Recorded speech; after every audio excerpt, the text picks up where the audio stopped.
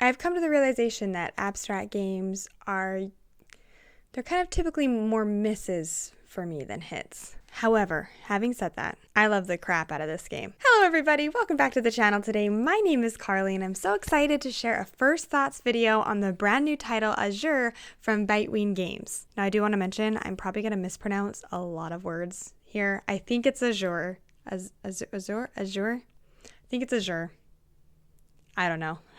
I might be wrong. I apologize beforehand. Bitewing Games has been on a roll lately. They have just been producing amazing game after amazing game after amazing game, and they've been kind of doing a little bit of a series. It's like a mythological series that is primarily abstract, kind of more abstract based games. Now the first two, it was Iliad and Icor, I think. I liked those. They didn't really stand out a ton to me personally, but I think that's just because inherently I don't really gravitate towards kind of more abstract feeling games, and those kind of felt a little bit more abstract to me. They're still really good games, and I can definitely see the appeal and see why people are liking them so much. Just for me personally, I don't know. I enjoyed them. They just didn't hit as much as I was kind of anticipating they would. But Bitewing Games, they're always so kind to reach out and offer prototype copies of the games so I can get my hands on them and kind of see my thoughts on them. And so they offered this one, and I was a little bit hesitant just because Iliad and Icor were okay for me. But I said, you know what, let's just give it a shot. We'll just go for it. And I'm so glad that I took a risk on it because I really, really like this game. Before I get too far into this video, I do want to mention that this is just a first thoughts video. This is not official Kickstarter preview at all. There is a crowdfunding campaign going on for this game. I will make sure to have all of the information, the relevant information in the description below. So if you are interested, make sure you go check out all those links. But this is just me simply explaining my first thoughts kind of after playing this game a handful of times. So I'm just going to kind of do a general overview, explain a handful of my thoughts, and hopefully it'll give you the information that you need. If you are new to the channel though, and this is the first video you've seen, hello, welcome to Board Game Buzz. We're so happy to have you here. If you wouldn't mind liking, subscribing, doing all the good stuff to support the channel, I would really appreciate it. But without further ado, let's dive into this first thoughts video.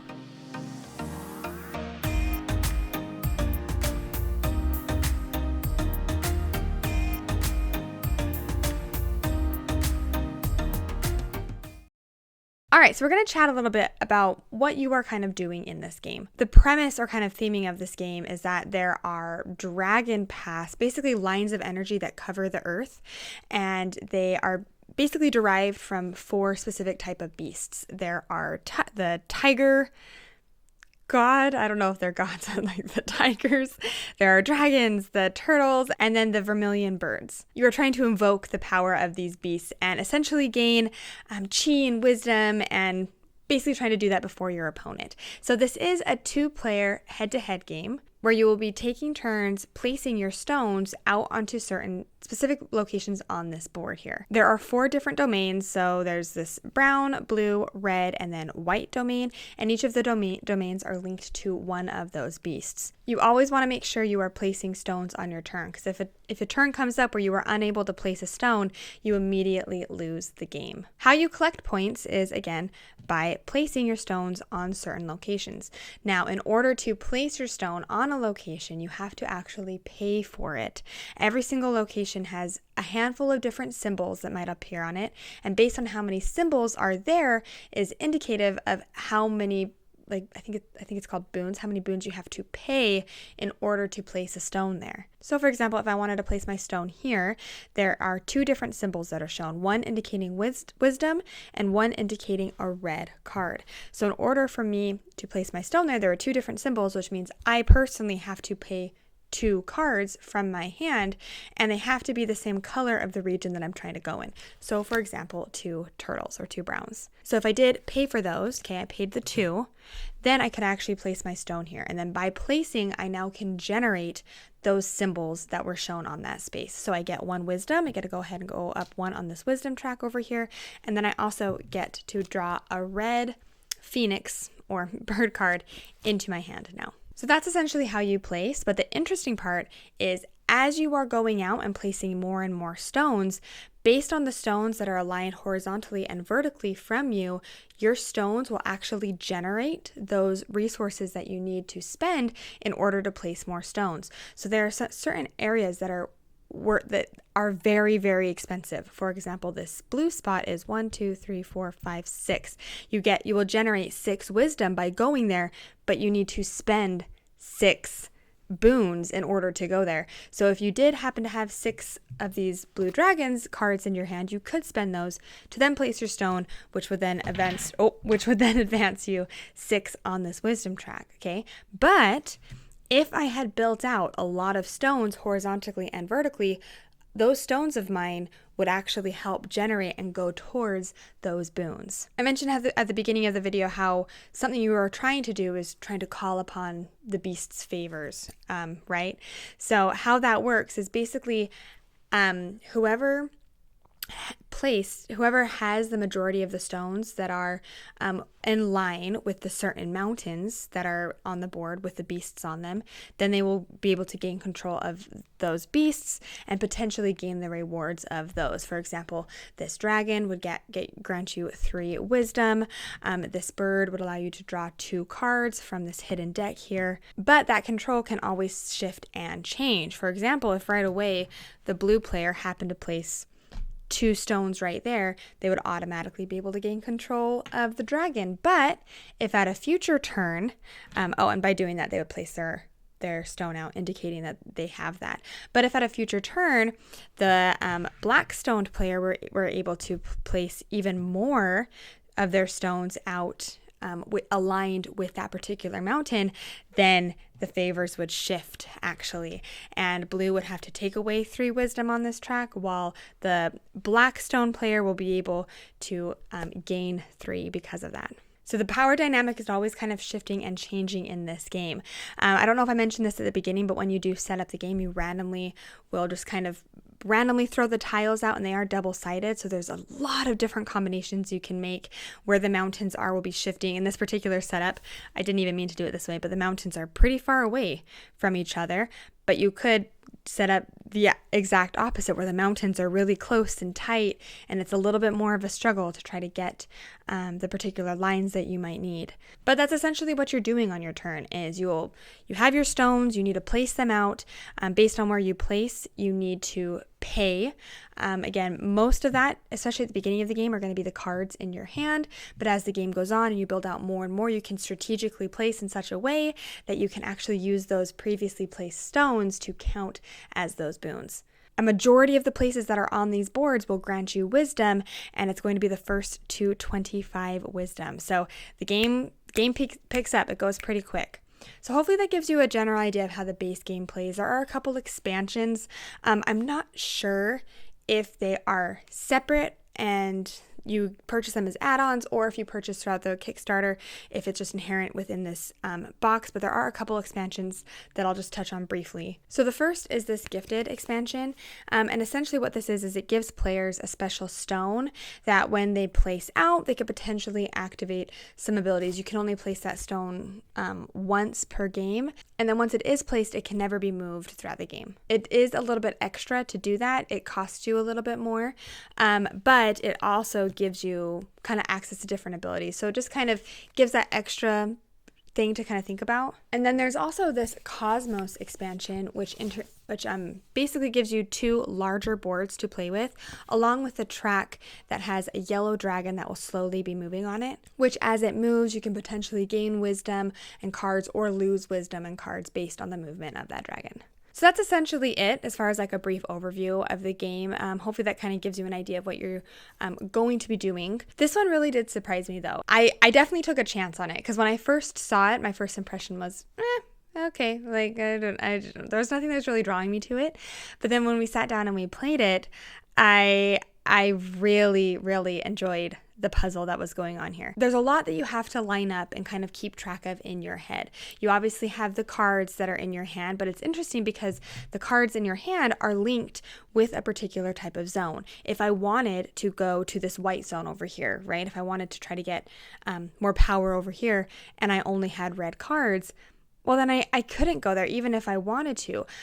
So what I would have to do instead is go in the red zone in certain areas that I could then collect white cards to then actually go and spend those in the white zone. Or I could also just maybe build out a decent amount in the red and line it up in such a way that then I wouldn't even have to spend any cards in my hand in order to go to the particular area that I want. It was a really fun balance of trying to get the appropriate cards in your hand, but then also activating the certain areas to then generate the resources that you need, right? Obviously, wisdom at the beginning of the game is fairly, I mean, you can always get a little bit of wisdom, but there are some areas that generate a ton of wisdom for you, but inherently you won't be able to get that right at the beginning of the game. You feel like you are working your way up to unlocking that future wisdom. And then it also feels very much like a race because this board is so tight and it fills up really stinking fast. It's a really fun puzzle to try to work around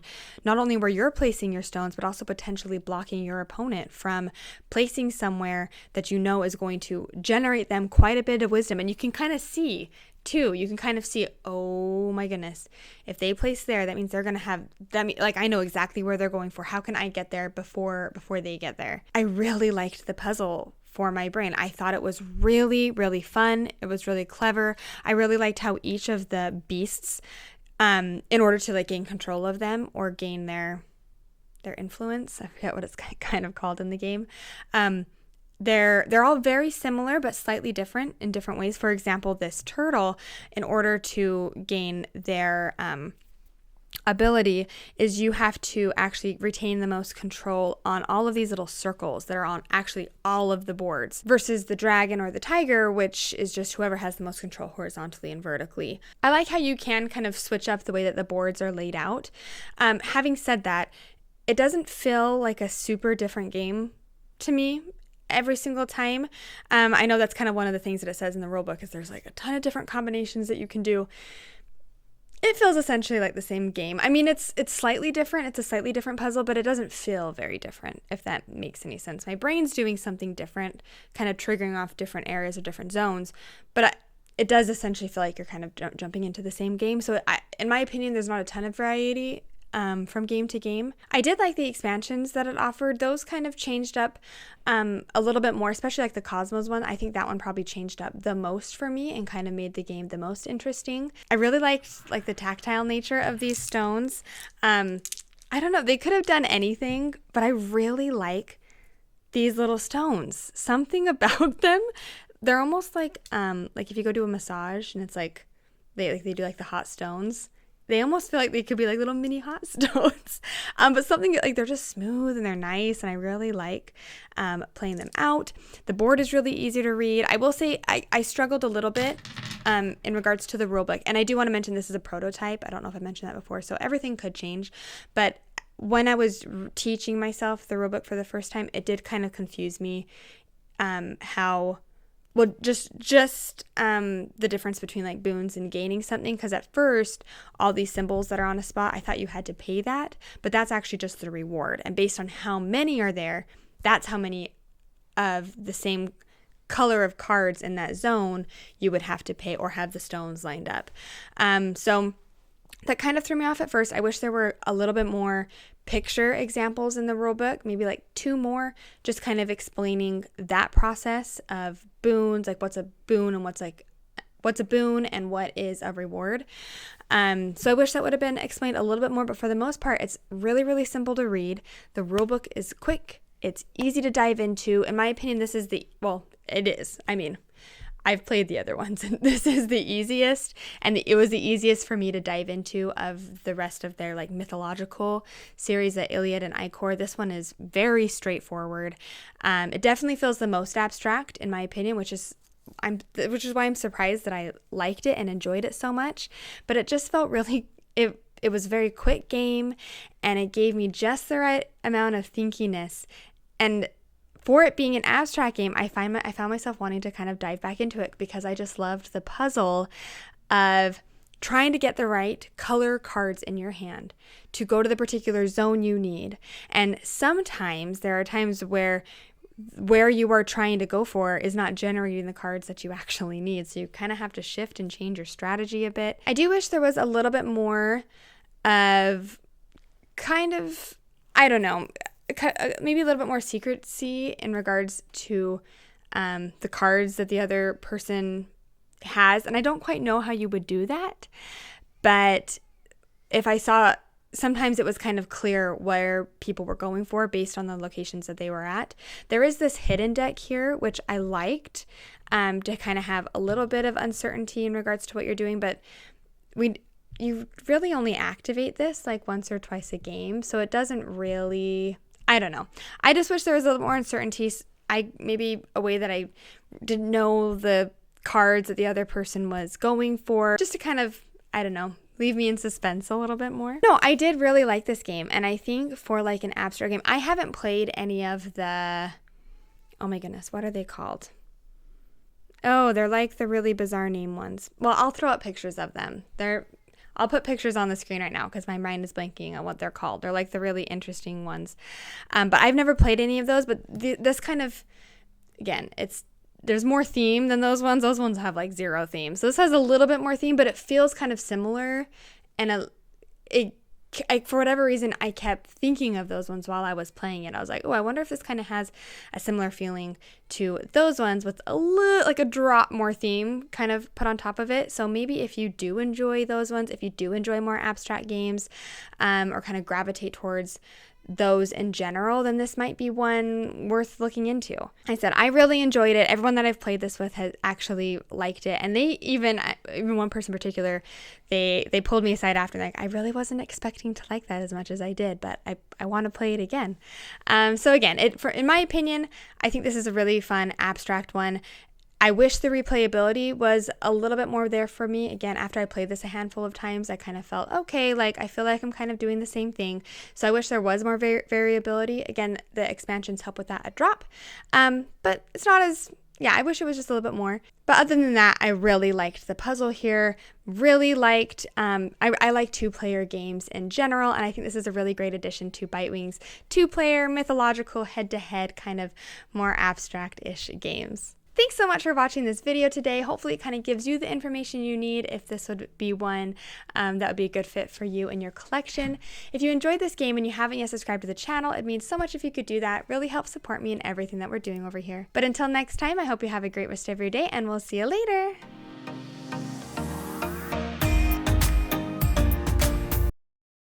I really hope that's how you pronounce it. Azure. Azure. It's not Azure. It's Azure, I think. Why am I so bad at pronunciating words?